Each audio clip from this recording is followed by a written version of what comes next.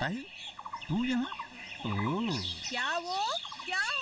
मैं यहाँ पैसे वैसे लेकर काम नहीं करती, ऐसे ही प्यार से। अच्छा अच्छा, ठीक है। दीदी है? हाँ है, चल तुम लोग बैठो, मैं दीदी को बुला के लाती हूँ।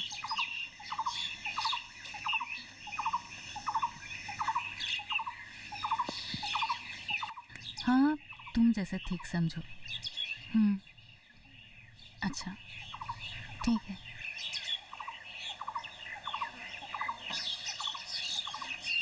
दीदी, आपसे मिलने जगत आया है। कौन? जगत? ओह, देखती हूँ।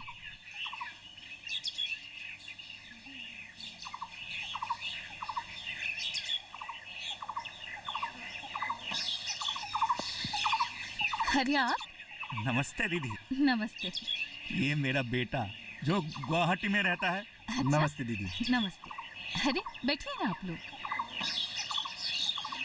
उस दिन दीदी नहीं होती तो आज मैं नहीं होता। फिर वही बातें गलत है। मैंने तो बस अपना काम किया। बहुत किया और कर भी रही है। पर दीदी, मैं आज दूसरे काम से आपके पास आया हूँ। उस रात आपने जो भी कहा मेरे मन को छू गया। हाँ दीदी, पिताजी ने मुझे सारी बातें बताई है। शहर में नौकरी करके जो कुछ कमा लेता हूँ, ना मेरा पेट भरता है, ना घर में कुछ भेज सकता हूँ। और गांव में हमारा और भी जमीन पड़ी है। इसलिए दीदी इसको आपके पास लेके आया हूँ। हम तो दूसरों को सुन के काम करने वाले लोग हैं, अपना दिमाग तो है ही नहीं। हाँ दीदी, बिल्कुल सही कह रहा है ये जगत। हमारी किस्मत अच्छी है जो दीदी जैसी डॉक्टर हमारे गांव में आई है। दीदी की बातें मुझे भी छू गई। मैंने तो दोनों बेटों को कह दिया है कि वहाँ का व्यापार वो यहाँ से शुरू करें। मैंने ठीक किया ना दीदी? अरे आप लोग बिल्कुल सही सोच रहे हैं। अच्छा, तुम्हारा नाम क्या बताया था? अखिल। हाँ, अखिल।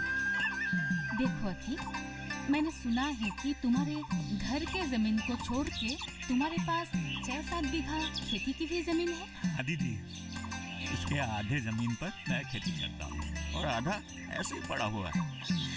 तब तो उस जमीन पर एक फिशरी खुदवा सकते हो। मिट्टी भरने पर जो जमीन ऊंची होगी उसमें तरह तरह की सब्जियाँ और नींबू भी लगा सकते हो। ये सब करने से तुम्हें साल भर की आमदनी होती रहेगी। और आजकल तो कम पानी वाले तालाब में धान लगाने का भी प्रावधान है। ये सब करने से देखना तुम्हें सालाना 30 से 35 हजार तक मुनाफा हो सकता है। लेकिन दीदी, खुदवाई के लिए इतने पैसे हमारे पास कहाँ से आएंगे? ये रुपए तुम्हें सरकार के मीन विभाग और कृषि विभाग से अनुदान के रूप में मिल सकता है। लेकिन उसके लिए क्या करना पड़ेगा दीदी? मैं तुम्हें एक दरखास्त लिखकर दूंगी। उसे लेकर तुम जिला कृषि विभाग के पास पहुंचना और गांव में जो ग्राम सेवक है ना कृषि विभाग का, उनसे भी मिल लेना। ये तुमको सब कुछ अच्छे से समझा देंगे। ठीक है? ठीक है दीदी, मैं आज ही जिला कृषि अधिकारी से मिल कर आऊंगा। हाँ दीदी, हमारे नमकीन भुजिया के लिए भी कोई ऑफिस है क्या? क्यों नहीं, सरकार के ग्रामोन्नयन विभाग से इन सब के लिए छोटे मोटे लोन और एक कालीन अनुदान भी देते हैं। मैं तुम्हारे लिए भी एक एप्लीकेशन लिख दूंगी। ठीक है? ठीक है दीदी, आप बैठिए, मैं दोनों बेटों को अभी के अभी फोन करके यहाँ बुला लेती हूँ। अरे अभी? हाँ, अभी तो बारिश है। इतना ज्यादा बारिश नहीं है दीदी, मैं अभी गई अभी आई। तुम लोग बैठो, मैं आई। इतनी आसानी से हो जाएगा मैंने कभी सोचा भी नहीं था। मतलब हम में से कोई कभी सरकारी अफसर से मिला था क्या? नहीं, और कभी जरूरत भी नहीं पड़ी। हाँ, हम लोगों ने तो हर काम आज तक गाँव बुढ़ा जी और मास्टर जी से ही करवाए हैं। लेकिन वो काम हम खुद कर सकते हैं बड़ी आसानी से। बड़ी आसानी से? हाँ, अगर मैडम जैसे लोग समझाए तो। हाँ, ये तो तुम बिल्कुल सही कह रहे हो। मैडम जिस तरीके से समझाते हैं ना, अगर हम उसी तरीके से हर काम करें तो हमारे लिए तो हर काम आसान हो जाएगा। बिल्कुल सच कह रहे हो। मुझे तो पहले दिन ही पता चला था कि मैडम बहुत अच्छी है। तुम्हारा काम तो हो गया अखिल। अब हमें भी कुछ करना पड़ेगा सरकारी सहायता से। चलो हम इस बारे में मैडम से बात करते हैं। हाँ ठीक है। रोजेन, एक पैकेट नमक दो।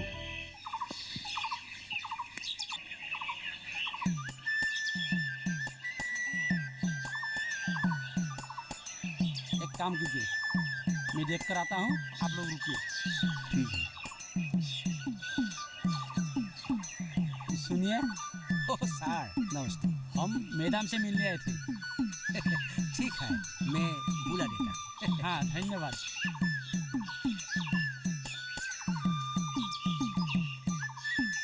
मैडम को बुलाने गया है।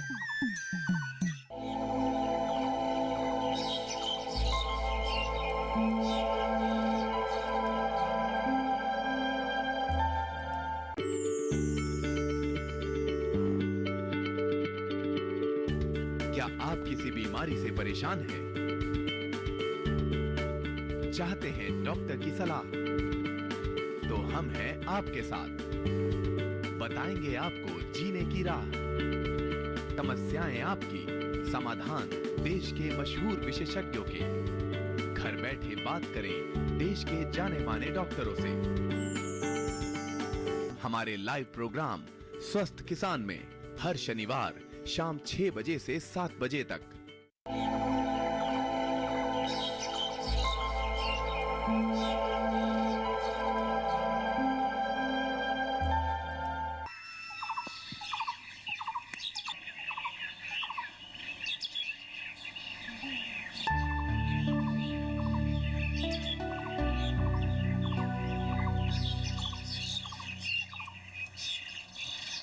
मैडम जी नमस्ते। नमस्ते। नमस्ते। आज आप लोग ऐसे आए हैं जैसे कोई मीटिंग बुलाई गई हो। मुझसे कोई भूल चूक तो नहीं हो गई? हाँ मैडम, बहुत बड़ी भूल कर दी है आपने। ऐसी क्या भूल हमने कर डाली? मुझे तो कुछ समझ में नहीं आ रहा है गाँव बुरा चाचा। तुम ही बताओ हमें। आपके लिखे हुए दरख्वास्त से अखिल को लोन मिला। उसने तालाब खुदवाए और इधर बता ही उसके घर से भी चने और भुजिया की खुशबू। सब लड़के काम में लग गए और हम क्या ऐसे ही हाथ पर हाथ धरे बैठे रहेंगे? अरे वो लोग मेहनत करके स्वावलंबी हो रहे हैं जो गांव के लिए अच्छा है। इसमें मेरी गलती क्या है? अरे क्यों सताते हो मैडम जी को? सीधे बात पे आ जाओ ना। मैं ही बताता हूँ। असल में मैडम, आपके यहाँ आने से गांव के लोग सकारात्मक वातावरण को महसूस कर रहे हैं। अखिल और बताही के बच्चों ने जैसे की, उसी तरह हमीद और उनके साथी मिलके समवाय के स्तर पे खेत और ब्रॉयलर फार्म खोलना चाहते हैं। इसीलिए अगले रविवार को इसके शुभारंभ का मुहूर्त रखा गया है। और इसीलिए मैडम को अगले रविवार घर नहीं जाने दिया जाएगा। वैसे भी इस अनुष्ठान से हम आपको सरप्राइज देना चाहते थे, लेकिन आप जो हर रविवार घर चले जाते हैं, इसीलिए हम आज ही आए हैं आपको ये बात बताने के लिए। पर रविवार को तो मुझे घर जाना ही होगा, नहीं तो बहुत बुरा हो जाएगा। ये सब हम कुछ नहीं जानते। आपके वजह से ही गांव में ये सब संभव हुआ और हम चाहते हैं कि इसका शुभारंभ भी आपके हाथों से ही हो। ऐसी बात है क्या? तो फिर हम रुक जाते हैं। हमारे इल्तिजा को जब मैडम ने सहमति दे ही दी है तो हमें फिक्र करने की कोई जरूरत नहीं। हाँ। अब मैं चलता हूँ। दोनों नातियों को स्कूल से लाना भी है ना। छुट्टी का समय भी हो गया होगा। अरे हम तो ये सब झमेले से बिल्कुल आज़ाद है। दोनों बच्चे रिक्शे से स्कूल जाते हैं, आते हैं, ठीक, कोई टेंशन नहीं। रुकिए तो, स्कूल घर के इतने पास, तो फिर ये रिक्शों की बात कहाँ से आई? हमारे नाती नातिन कहाँ यहाँ सरकारी स्कूल पे पढ़ेंगे? वे तो पढ़ते हैं सेंगा के जो चौक है ना, वहाँ पे प्राइवेट स्कूल पे अंग्रेजी मीडियम पे पढ़ते हैं। क्या आप जैसे इतनी गुणी ज्ञानी मुखिया के घर के बच्चे अगर प्राइवेट स्कूल में पढ़ते हैं तो फिर गांव के स्कूलों की उन्नति होगी कैसे? उन्नति के लिए कुछ तो होना पड़ेगा ना गांव के स्कूलों में। क्यों नहीं होगा? मुझे तो सरकारी स्कूल और प्राइवेट स्कूल में कोई फर्क नहीं नजर आता। हो सकता है। तब प्राइवेट स्कूल में पैसे दे के पढ़ाने होते हैं, इसलिए आप लोग वहाँ के हर चीज पे नजर रखते हैं। वैसे ही अगर सरकारी स्कूल में भी आप लोग नजर देंगे तो ये सरकारी स्कूल भी कहाँ तक पहुँच जाएंगे, सोचिए तो। वाह मैडम वाह, क्या बात कही है आपने। अरे हाँ जी गाबूरा, मैडम जी 200% सही है। हम तो कभी भी अपने शरीर में चिमटी लगा कर नहीं देखे हैं ना। जो होगा देखा जाएगा। अगले साल दोनों बच्चों को प्राइवेट स्कूल से निकाल के गांव के ही सरकारी स्कूल पे दाखिला कर देंगे। तो अब चलते हैं। नमस्ते। मैडम याद रखिएगा अगले रविवार। ठीक है, ठीक है। आप भी आइएगा। ठीक है, ठीक है। नमस्ते नमस्ते नमस्ते मैडम।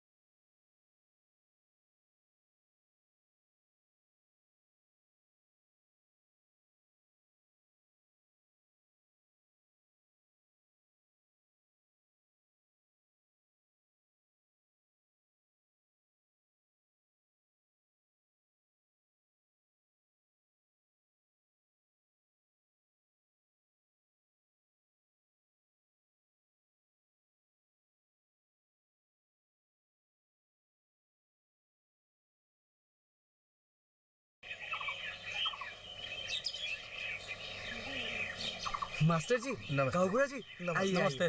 नमस्ते। हाँ, बैठिए। ठीक है ठीक है। बैठिए बैठिए।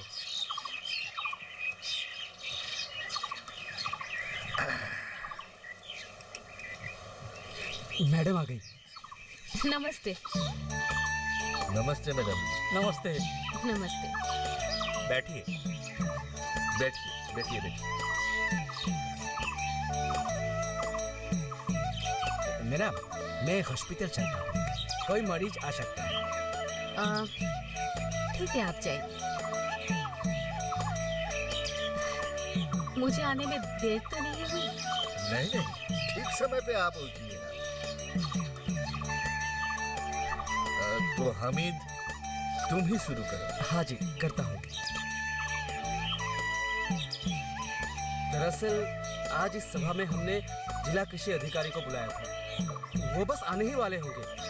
अगर उनके लिए थोड़ी देर रुक जाते तो। मैडम जी क्या बात है, आप कुछ चिंतित लग रहे हैं। घर का फोन नहीं लग रहा है आज, न जाने क्या हुआ। कल रात को मैंने फोन किया था ये बताने के लिए कि आज मैं नहीं जा पाऊंगी। तब से और कोई फोन नहीं मिला। उधर मेरा बेटा राजू को भी बुखार है, इसलिए थोड़ी चिंतित हूँ मैं। परेशान मत होइए, शहर में तो बहुत सारे अस्पताल हैं, किसी एक में दिखा देंगे वे लोग। दीदी, मैं एक बात कहना चाहती हूँ। आपके आशीर्वाद से आज की इस सभा की चाय मेरी तरफ से है। देखिए, बता ही नहीं मैडम जी से परामर्श लेकर काम किया और आज ऐसी जगह पर पहुंच गई कि हम सबको चाय पिलाने की लायक बन गई। सच में हम मैडम जी के शुक्रगुजार हैं और उनकी कैसे शुक्रिया अदा करें उसको बयां नहीं कर पा रहे। मैडम को बहुत बहुत धन्यवाद। अरे तुम भी। अरे लगता है जिला कृषि अधिकारी सर आ गए। चलो तो देखें।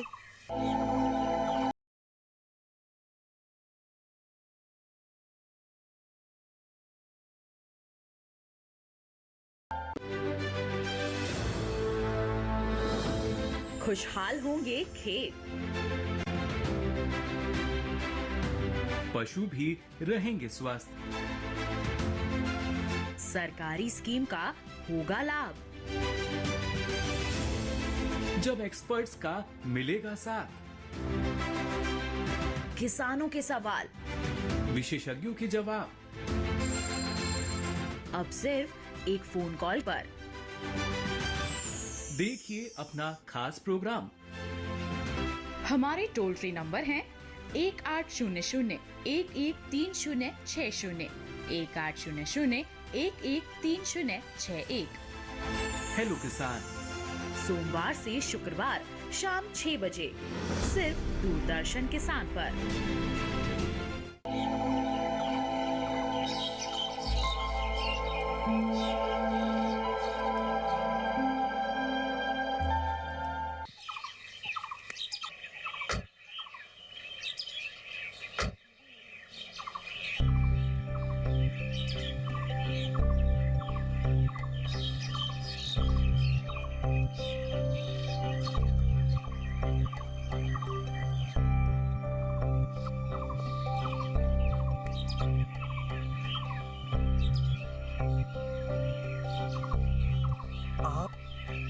ये तो जिला कृषि अधिकारी नहीं है।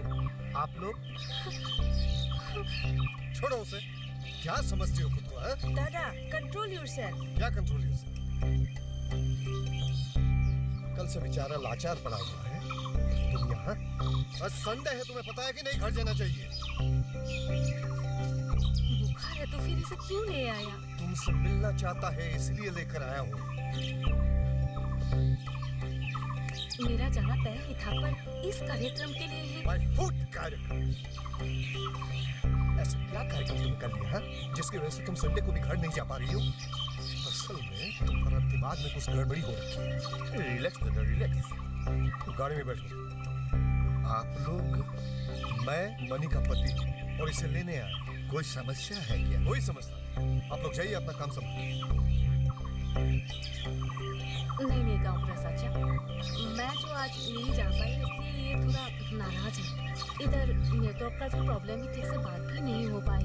कोई बात नहीं, आप लोग कार्यक्रम शुरू कीजिए। अब चलो, लंबी करने की कोई जरूरत नहीं। गाड़ी में बैठो। सर, असल में इस गुस्ताखी के लिए हम ही जिम्मेदार हैं। हमने ही जोर जबरदस्ती मैडम को रोके रखा है। सर, आपसे विनती करते हैं सर, आप भले ही हमें जो कुछ भी कहना है कहिए, लेकिन मैडम को कुछ मत कहिए, क्योंकि इनकी वजह से ही हम गांव वालों ने आशा की एक किरण देखी है। आपसे विनती करते हैं सर, उन्हें कुछ भी मत कहिए। सच में सर, हमारे गांव के जो बच्चे शहर में रहकर बहुत कठिनाई से रोजगारी कर रहे थे, आज वही बच्चे मैडम की वजह से गांव वापस आके अपना अपना काम करके स्वावलंबी होने जा रहे हैं। और एक बात है सर, आज मैडम की वजह से ही हमारे गांव के बच्चे प्राइवेट स्कूल से सरकारी स्कूल में लौट रहे हैं। सर, हम लोगों ने समवाय स्तर पर खेती करने के लिए एक परिकल्पना की है और उसी को लेकर यह कार्यक्रम है। हम चाहते हैं कि इसका शुभारंभ डॉक्टर मैडम के हाथों से। हमने इसके लिए जिला कृषि विषय को भी निमंत्रण किया था। शायद किसी वजह से वो अब तक आ नहीं पाए हैं। अगर आप हमारा थोड़ा हौसला अफजाई करें तो हम बहुत मेहरबान होंगे सर। चलिए दादा, देखिए तो इन लोगों के चेहरे पे कितनी उम्मीदें छुपी हुई है। विनती स्वीकार है सर। चलिए दादा, आइए सर।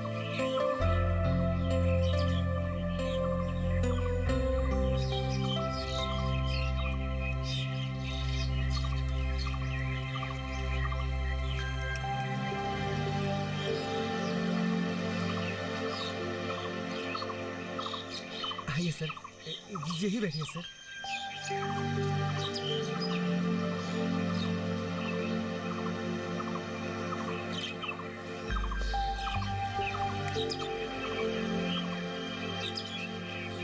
तो आज हमारा परम सौभाग्य है कि हमारे बीच डॉक्टर मैडम जी के पतिदेव और उनका प्यारा सा बेटा हाजिर है। हमने आज इस सभा की अगुवाई के लिए जिनको आमंत्रण किया था वो किसी कारणवश आज नहीं आ सके, पर हम तहे दिल से चाहेंगे कि इस सभा की अगुवाई डॉक्टर मैडम के पतिदेव उनसे हो और वो हमारे हौसला अफजाई के लिए दो शब्द कहे।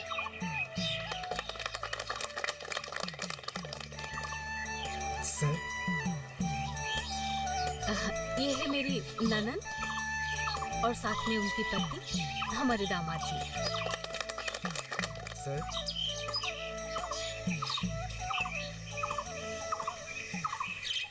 सर्वप्रथम मैं आप सबके सामने क्षमा की याचना करता हूं मेरी इस अक्षमणीय हरकत के लिए।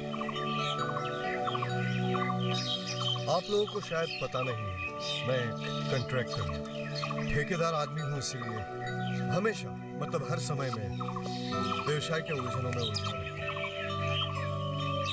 और जब से मनी यहाँ रहने लगी है तब से मैं एक अलग किस्म का उलझन में उलझ गया।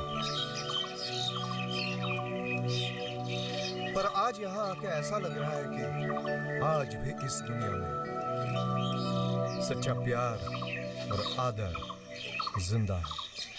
मेरी सहधर्मिणी मणि की वजह से यदि इस गांव में और इस गांव के लोगों में कोई सकारात्मक परिवर्तन आया है, उस बात को लेकर मैं बहुत फक्र महसूस करता हूं।